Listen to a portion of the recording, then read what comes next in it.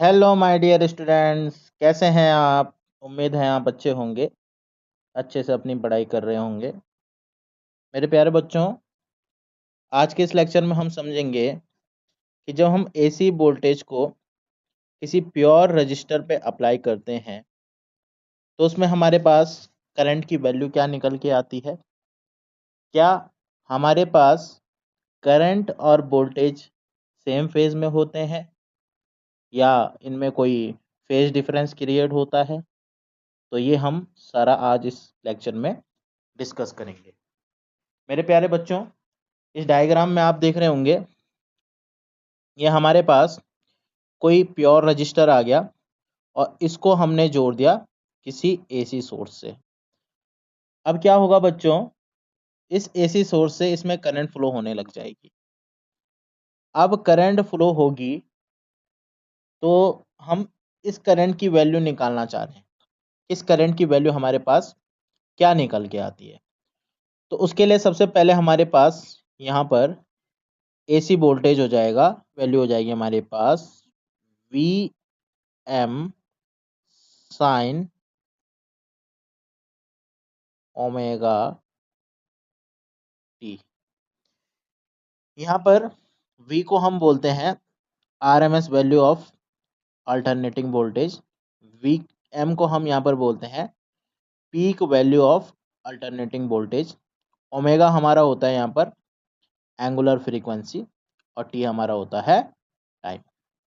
तो बच्चों, इसको हम इक्वेशन 1 नाम दे देते हैं। ये हमारी आ गई इक्वेशन 1। अब क्या होगा, इस सर्किट में करंट फ्लो होने लग जाएगा।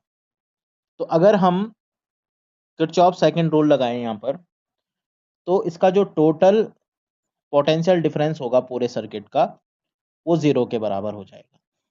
यानी कि सीधे सीधे हम सिंप्लीफाई करके बोल सकते हैं, जो इसका वोल्टेज V होगा वो इसके वोल्टेज के बराबर आ जाएगा।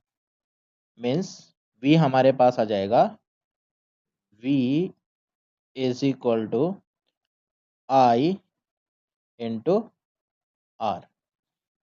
ये हमारे पास आ चुका है यहाँ पर। यहाँ से हम I की वैल्यू लिखें अगर, तो कितना हो जाएगा हमारे पास, I is equal to V by R। ये हमारे पास आ गया। अब V का वैल्यू हम पुट करेंगे इक्वेशन 1 से, तो ये कितना आ जाएगा बच्चों, ये हमारे पास आ जाएगा Vm sine omega sine omega T divided by हमारे पास आ गया R।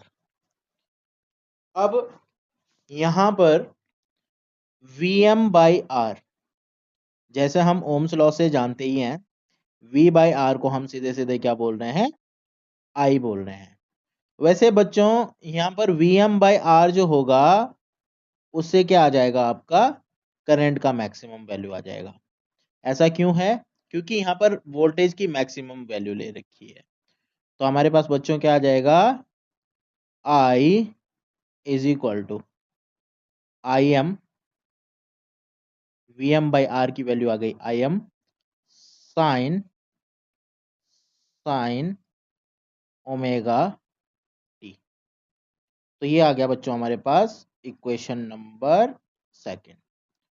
तो बच्चों, मेरे प्यारे बच्चों, आप इक्वेशन 1 और इक्वेशन 2 से देख सकते हैं, जब हम एसी वोल्टेज को सिर्फ और सिर्फ किसी रजिस्टर पे लगाते हैं, यानी कि किसी प्योर रजिस्टर पे हम जब लगाते हैं, तो उसमें जो वोल्टेज होता है और जो करंट होता है वो सेम फेज में होता है।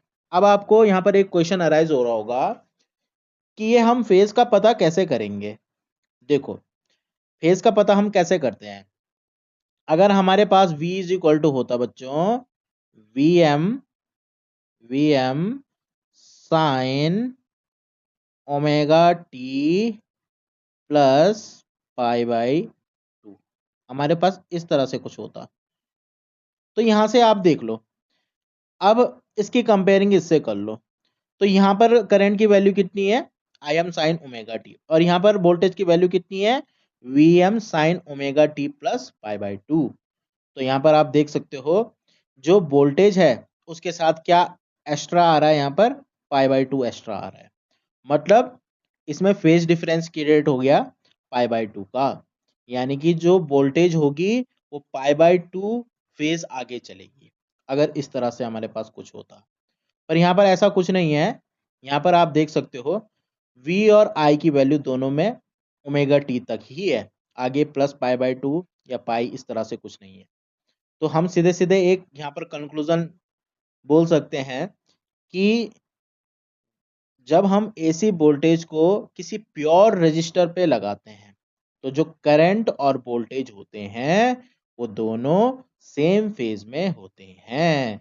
इसके बाद बच्चों हम नेक्स्ट लेक्चर में पढ़ेंगे जब हम इस एसी वोल्टेज को किसी प्योर इंडक्टर पे लगाएं, रजिस्टर की जगह वहां पर इंडक्टर आ जाएगा, प्योर इंडक्टर।